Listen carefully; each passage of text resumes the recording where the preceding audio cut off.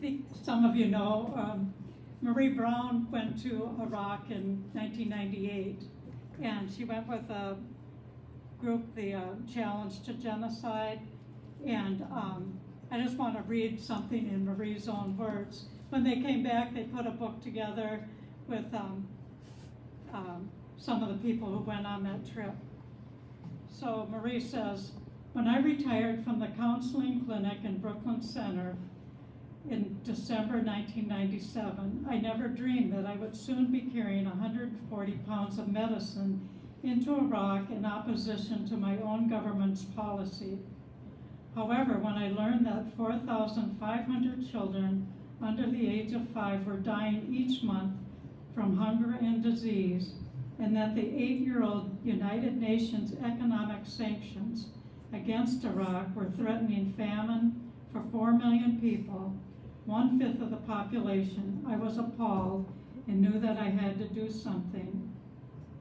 So following my decision to participate in the Iraq Sanctions Challenge, I wrote a letter to 200 friends and persons in the peace and justice community asking for donations for medicine and medical supplies.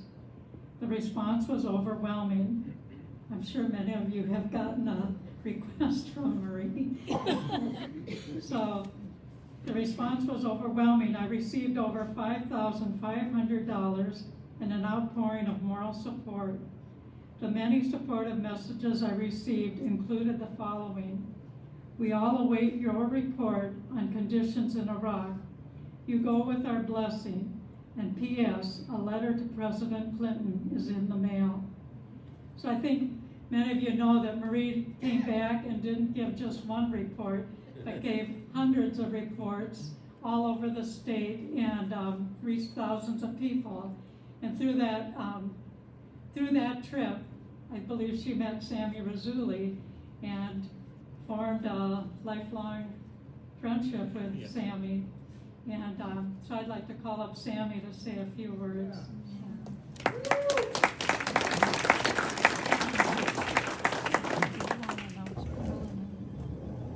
Salam by Steve, who spoke first. And what the most impact he had on me, he comes quietly and leaves quietly. Nobody feels him. That's peace. He may say something, but that thing maybe hurt somebody, maybe. Driver that hang his horn or mistakenly talking about his McDonald's sister and goes, this half of peace. So he comes quietly and leaves quietly.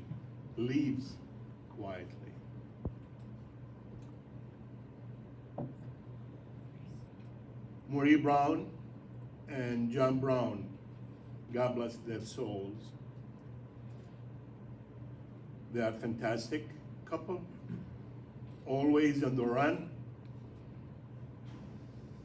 I stayed with them months and months and months. When I come from Iraq, they host me in their beautiful house up north. I mean, North Minneapolis. And some of you met me there because always I am there. And there was an event to see us off, my wife, myself, Omar, who was 4, and the newborn Roya. She was just a week or 2 weeks old. So Marie and John, always on the run. Their calendar full of events. There is no break to sit down and eat. And she was always wondering, Sami, when we gonna be able to eat like human beings, sit down at a table? I go like this, I don't know. I mean, I was in crutches because that was in 2010 when I had an accident, lost my left hip.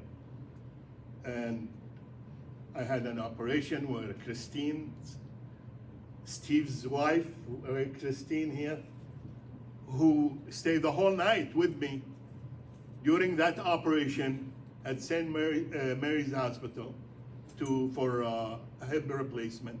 She said, Sami, I don't trust that you're gonna take your medications on time. So I'm gonna stay here all night awake to watch you taking your medication. Wow.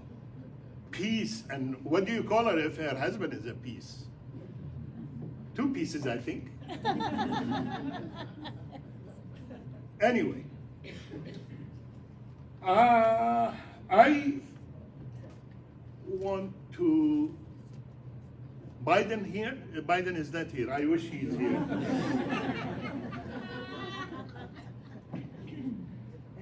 Biden, when you declare your support for psychopath like Netanyahu, you are deranged, immoral, barbaric, bloodthirsty, a racist savage, and all your talk about human rights, rules of law, and all of that is just hideous hypocrisy.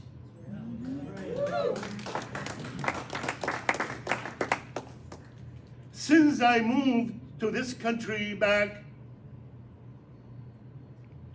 1984, I was impressed with the West civilization.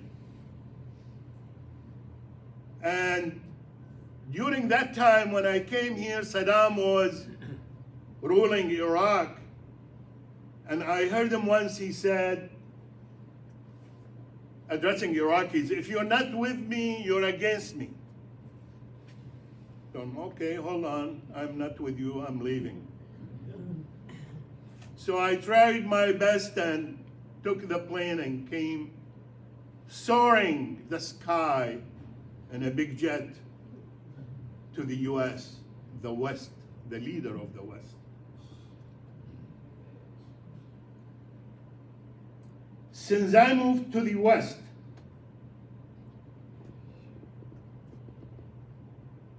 namely the US, I have been witnessing every day is bad day. That's the US politicians' policies,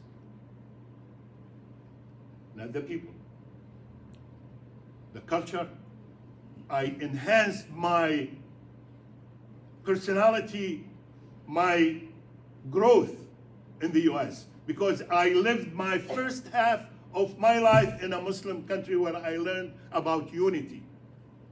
Here in the US, where I spent my other half, the second half of my life here, I learned about unconditional love. By the way, we're here at St. Albert, but I'm the only Muslim person who is a member of Joan of Arc Church. Yes. So I kept going with Marie, and actually Marie goes, "Are you going to church?" "Yes, ma'am," of course. And she goes and reserve a place next to her, actually between her and John. So anyway, every day is bad day, bad is good, and wrong is right. What's going on? What's going on? We support Ukrainians against Russia invasion. But we support the invaders, the Israelis, against the Palestinian, the indigenous people. Does that make sense? No. Then bad is good and wrong is right. So this message I received, because when I came here, I was learning. For me, it's a new culture, and I have to merge in the mainstream culture, to be part of it, to understand it, to learn about it, and grow. At the same time, all the kids, students in the schools are also like me, learning, watching, and taking actions. And when they watch their leaders do that bad things as right and wrong things as good, they got confused. Then eventually, part of the psyche goes like, killing is good or killing is all right. But for Biden, they don't know that it's monetizing to sending tons and tons and thousands of arms and bombs to the Israelis. That's making money. And they don't want to stop those wars. And before that happened, I mean, Israel is a giant military base for the West. And that military base has all kind of advancement of all kind of weaponry that the West ever made. Not only the US, Germany, France, and Italy, and others. That's why you see those countries are supporting the machine of killing in that part of, for how long? Almost century in Middle East. We call Middle East Holy Land. And when you went to college, or your kids now go to college, they get orientated before they start their classes. Orienting ourselves to Holy Land, because that's the right direction we should follow. Orient means East or Middle East part of it. But still, in the US, every day is bad day. Wrong is right, and bad is good.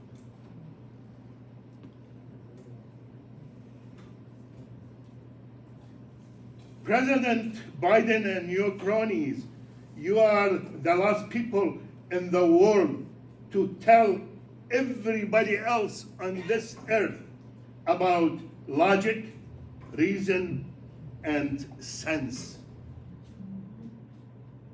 Your so-called enlightenment civilization is a monstrosity in human history. You have committed genocide after genocide. And you are committing one of them right now in Gaza. Your logical, rational, reasonable European power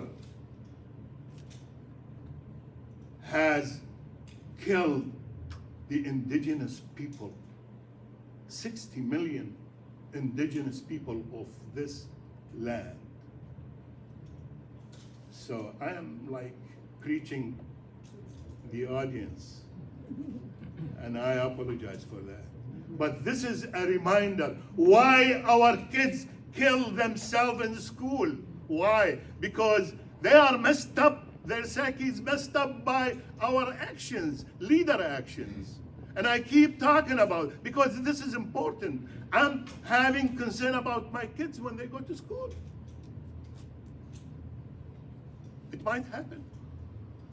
And for your information, maybe you know this, the school mass shooting, it's only happening in the US, in the world. Nothing, I mean, in any other country, only here. Why? selling weapons and monetizing that and in a big scale. Not only arms that carried by people, no. Big arms, nuclear, and all this kind. They became artistic in how to kill big masses of people in countries. So, President Biden, you are the last to talk about democracy, justice, and fairness. You drop food from the sky, and people get killed in Gaza, in northern Gaza, by this food. At the same time, you drop weapons, you drop bombs. So how does that make sense? You drop them both. Palestinians are asking to stop the war, and the ceasefire should apply by this deals of prisoners exchange. And the US uses black people to use veto. That's affirmative action. Application of affirmative action. So not only the white people feels about it and feel guilty, black people should, by law or by pressing them. That's insane. That's insane. I mean, so far there are almost 34,000 Palestinians killed. Most of them are women and children. And thousands still under the rubble.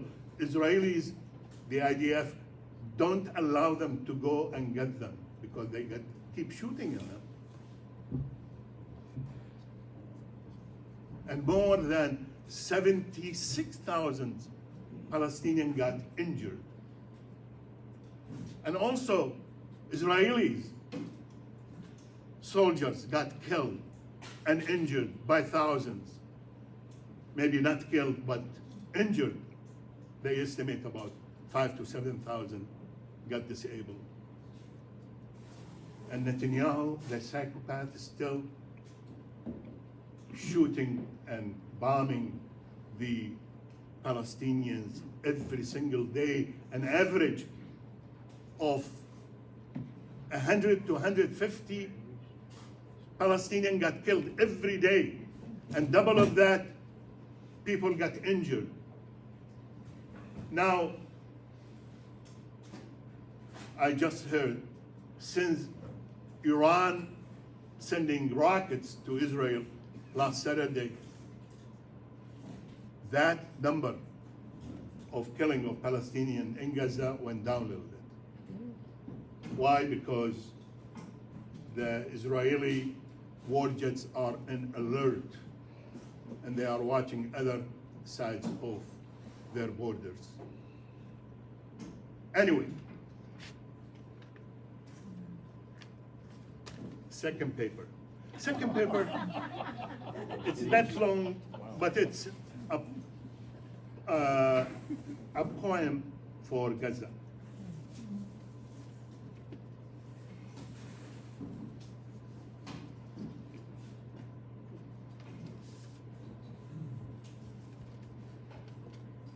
It's called If Only Once, written by a young man called Big Sam, and written in English, translated by Yasmin here. So I'm not gonna read it all, just part of it. If only once you fell asleep in my tired soul. If only once the one on your land found peace. If only once you find relief from the tyranny of the enemy. If only once we sacrifice for you our most precious possessions.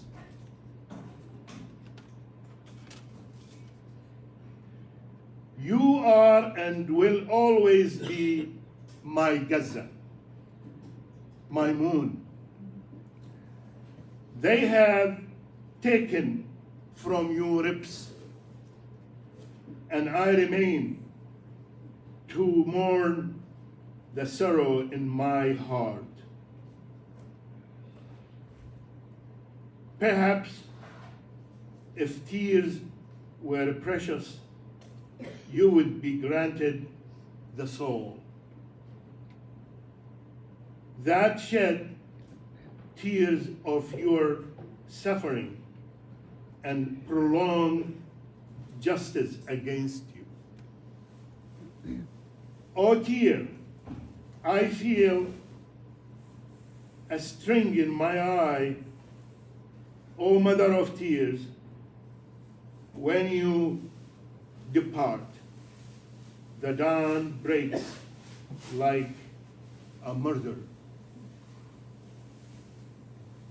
Even joy becomes a wound when sorrow transacts with love. How can sorrow compare to the desert homeland? My Gaza, I am with you in soul and spirit. And even if the world betrays you, you stay my paradise. Your sea doesn't hurt us, O soul of souls. We are hurt by ourselves. We fall if you fall. Are we? And we will not fall as long as we remain like youth, stubborn as bridge, waterfall, river of rage. Thank you.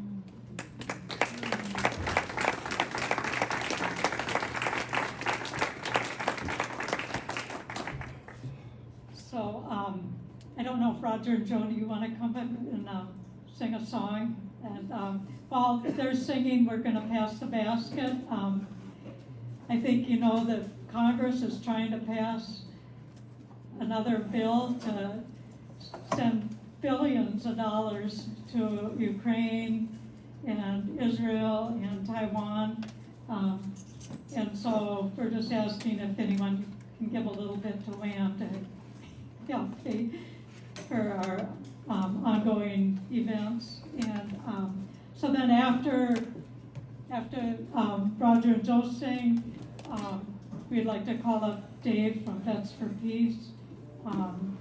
That like Marie challenged the United States policy with sanctions on Iraq, that we have two people from our peace and justice community, Colleen Raleigh and Barry Reich, who are just left today to challenge Israel and the United States policy and to try to bring aid with the boats to Gaza. So, and then make sure you stay around for Mike's video, and if we have time, we'll do a little open mic. Anyway, thank you. Hey, Carol, why don't we just take that? You want to speak Yeah, now? we can do Oh, this. you're getting set up? Are you ready, or? Yeah, thank you, everybody who's ever gone out to that bridge. And I've been out there, I've paid my dues, I've been out there, and Carol can testify, I've been out there, it was real cold, and we were saying, maybe we'll cut the vigil short this time, but that wind is wicked there. And I want to say something here. there's somebody here who's been a stalwart, and she's always giving everybody else credit and giving out stuff, but Carol Walker, let's give it up for Carol. My God, you know, when we get out to these videos, Carol's already been there a half hour before everybody else, putting signs up along the way, like Burma shave signs, all the way up and down. And then, Heidi Epgard did. and then afterwards, Carol's usually going and getting the signs and putting them in her car. So, and not only just in the bridge vigil and other things, but when Marie Brown died, we thought, wow, who's going to pick up the slack? Who's going to be the one? And Carol jumped in, and she's done that. So she needs to get a little recognition.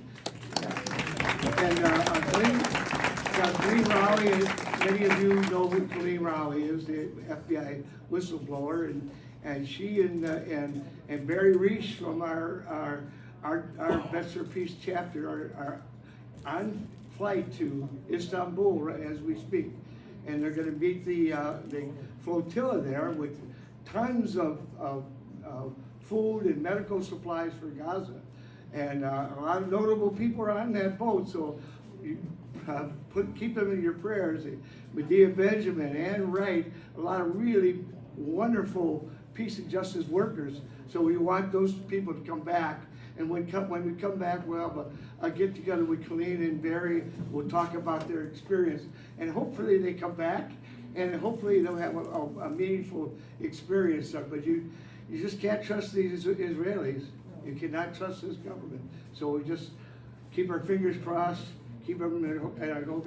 And WAMM, WAMM is their baby, the Bridge Vigil, and Veterans for Peace has tried to be there with our flags as much as we could. And we appreciate all the amazing stuff that WAMM does, and make sure you put some money in the bucket and help them out. And that's it. We'll get Roger and Joe up here. Chickpea and Garbaza, who every Monday in front of the governor's mansion, we sing the Pipeline Blues. A whole group of us there, we protest the building of and the completion of the pipeline and the other pipelines that are going, and we make a presence there. But we have been missing them. They've been all winter been down in Phoenix, and now we finally got the group back, and we're tired of singing that song, Acapulco. So, Roger and Joe. I have to kind of hang around here and get the video ready. I'm sorry, what? I need to be right here to get the video ready. I'm afraid I'm going to be in your way. Okay, well, what do you, right, where can I be that's not in your way? If I could, can I get that chair? Okay. Thanks.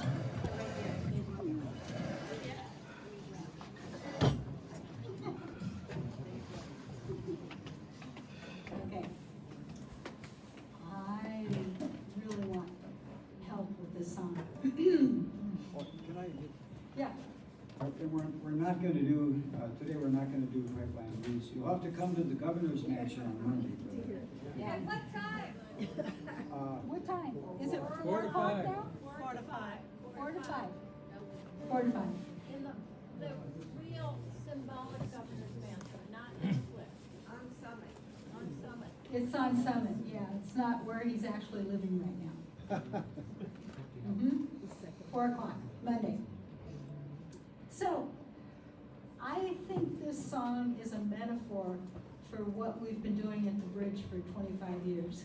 And that's why I wanted us to sing it. So, We're not really prepared to sing this because we just got started today.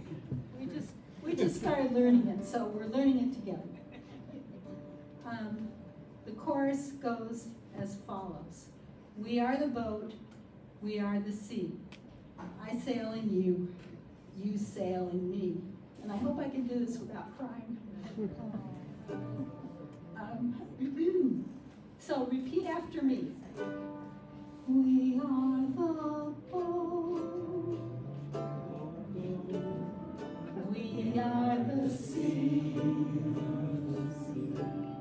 I sail in you, you sail in me. Again, we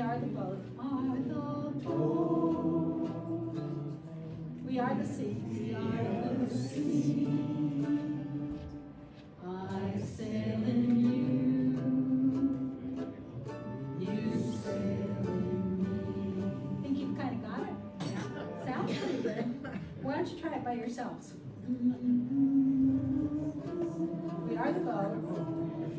We are the sea. We are the sea.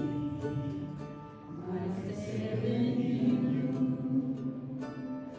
You sail in me. Again. We are the boat. We are the boat. We are the sea. I sail in you. You sail in me. The stream sings it to the river. The river sings it to the sea. The sea sings it to the boat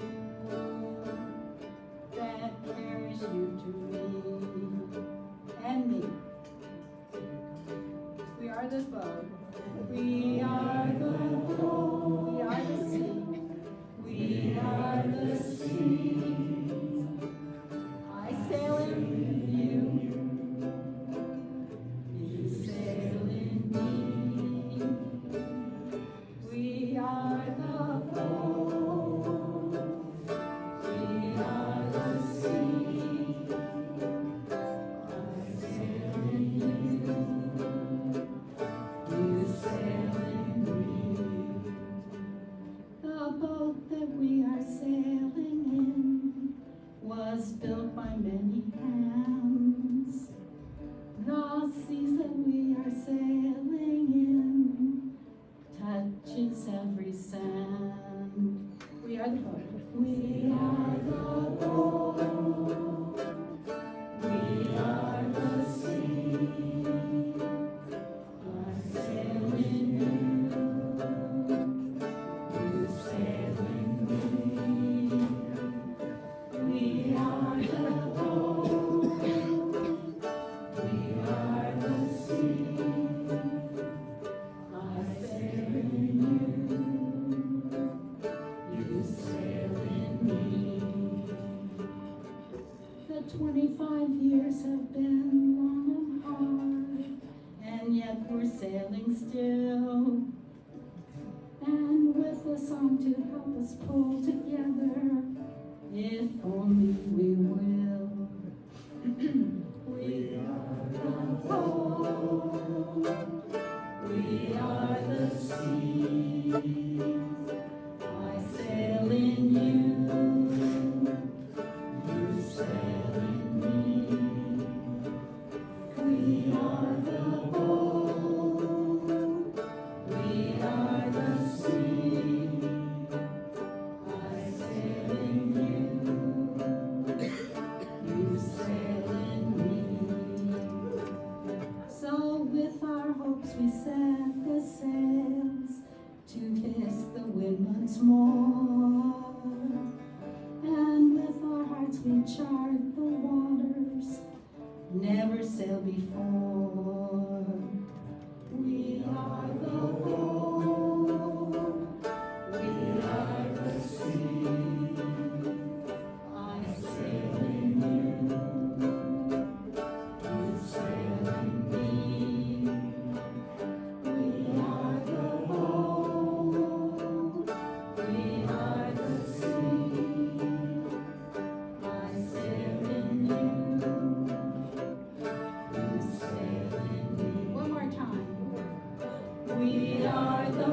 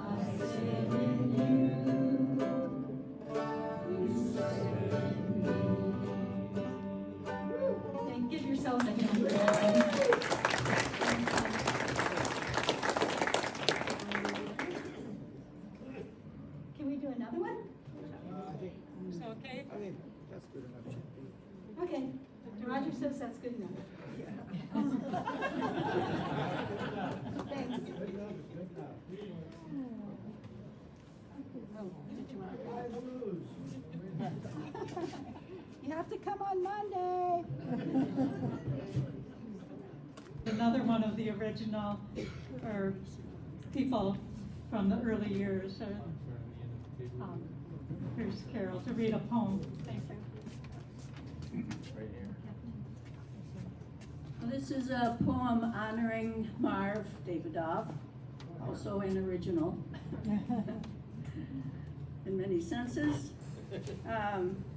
And this is a poem that was written after Marv's death, several years after. A couple of years after he died, Barb Mishler brought me some of his ashes, which I had in my break front in the living room for several years.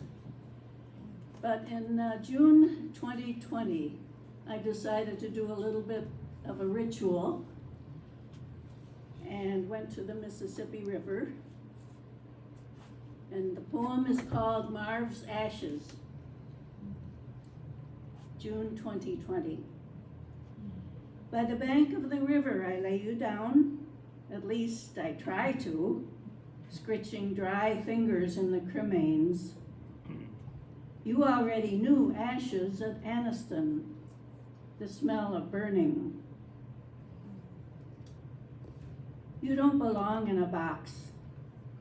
You rode with 5 Jewish men and a Catholic woman, all off-white, you joked, to a Mississippi jail. I thought you'd want to be traveling again. You'd want the streets again, but here we are leaning toward another Mississippi. For those of you who don't know, Marv went to Mississippi in 1961 on the Trailways bus. I thought you'd want to be traveling again. Shaky, I dropped the bag like a klutz. I dropped the whole damn white excuse for a winding sheet, the bag of ashes. Then I scrambled down despite age and regulations to go on. I used to protest, call for peace, as you did, as did George Floyd, that tender man murdered in the street. Marv, I wonder what you think now. You who sang with your black brothers in parchment prison cells. Oh freedom, oh freedom. And knew then what you'd do for the rest of your life.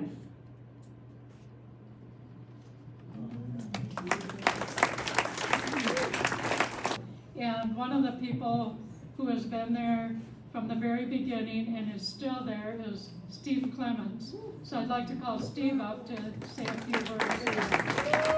Thank you, Steve.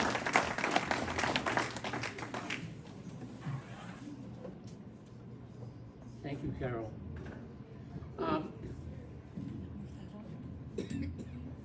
John and Marie Braun called various churches and other peace organizations in April of 1999 to come to the bridge over the Mississippi River to proclaim, build bridges, not bombs. And I so much appreciate, or I should say we so much appreciate their inspiration, their inclusiveness, their determination, and their eloquence in leading this movement for many, many years. So every Wednesday for 25 years, at least one or more people have been walking across or standing on the bridge with signs calling for peace, an end to armed conflicts, an end to punishing economic sanctions, an end to arms sales, military interventions, and related issues, including recent support for truth tellers like Chelsea Manning, Reality Winner, John Kiriakou, and Julian Assange. There were also calls for impeachment, although all the reasons might not have related to the main focus and purpose of our weekly vigil. Some of those Wednesdays had wind chills in the double digits below zero, with or without blowing snow. Some had heat in excess of 100 degrees, sometimes rain, sometimes at least once on Christmas Day and New Year's Day. We watched the support for the Iraq War change. first gradually and then more quickly after the photos of torture at Abu Ghraib surfaced. I remember people driving by and then parking and walking back to the bridge to thank us, or question us, or yell at us. I love how our friends, the McDonald sisters, remind us that the one-fingered salute is half of a peace sign. In the late 2000s, Sami Rasouli would bring Iraqi delegations to our vigil and then encouraged us to replicate that bridge vigil for peace in his hometown over the Euphrates River in 2012 in Najaf, Iraq. I obliged, carrying my trusty rainbow peace flag with me. And I actually left that peace flag with Muhammad Baghdadi. And I had to explain to him that many people confuse this flag with just support for LGBT friends, which it's a great double symbol, but I had to explain to Muhammad that he might get some pushback in Iraq by some of the conservative religious leaders. Actually, he did. Yeah, I'm sure he did. He and me, because we have both a picture with you carrying that flag. So we've had this bridge vigil replicated in Iraq as well. Especially over the past 10 years, we've lost a lot of what I would call our regulars. I'm going to name a few and then ask you to add the names of others with a presente to remind us of their continued connection to us and to this cause.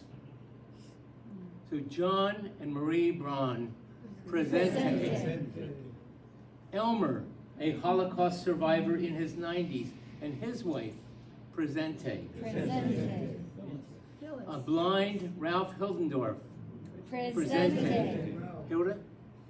Phyllis, I'm sorry. Phyllis was Elmer's partner.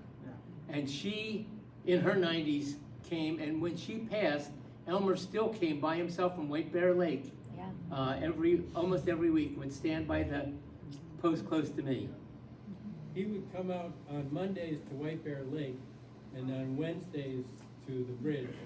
And in his last few years, I was joining him at both places, but he was helping, and his wife and him started the White Bear Lake Great. vigil. Well, they're just wonderful folks. So. Phyllis was a great folk dance teacher. She knew folk dancers from all over the world. To teach the Great. dance. Well, and one of the joys of being at the bridge is learning the stories of each other, especially folks who come on a regular basis. So, at least 4 Ritas: Steinhagen, Foster, Corcoran, and McDonald, as well as an honorary Rita, Marga Rita Corcoran. So, presente, presente, presente, presente, presente. And our beloved Kate McDonald, presente. Carol Masters' partner, Ken, presente. So will you add others to this roll call of our Bridge of Saints and ancestors? Can you call out some names? Heidi? Presente. John Mouse. John Mouse, presente. Dennis. Dennis, No, he was a Marine, Dad Dennis. Presente. The one the dentist that died, that when he was going to the bridge, his brother came to us, and he said, he was some kind of a religion where they were inspired by art and informed by science and moved by compassion. That was the religion he described. And when when he died, about 2 weeks later, his brother came on the bridge and said, my brother said before he died that he wants you to know that whenever you are working against war or working for the poor, I will be there with you. Isn't that nice? Yeah.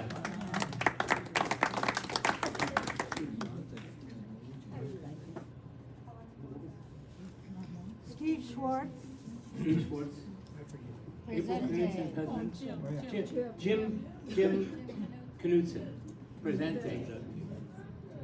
Betty McKenzie, presente. Margaret Sarpajoy. Right, Margaret Sarpajoy, presente. Presente. Nancy Chisholm, presente. Presente. Joe Palin. Joe Palin, presente. Yeah, he was at the bridge. Marv David on? Yeah, presente. Mark Davidoff, presente. Len Jackson.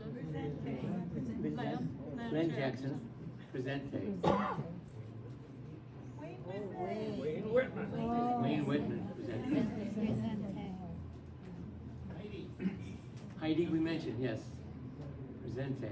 And Heidi was such a regular. Yeah. She was one of the 2 or 3 sometimes when it was really cold. You could always count on Heidi being there. Her husband used to be with her too, and he's Tom, and he died of cancer, and she had cancer for the last few years that she was on the bridge. Right. And then died of cancer. Yeah. Well, thank you for helping remember all of these friends and peace activists. Presente.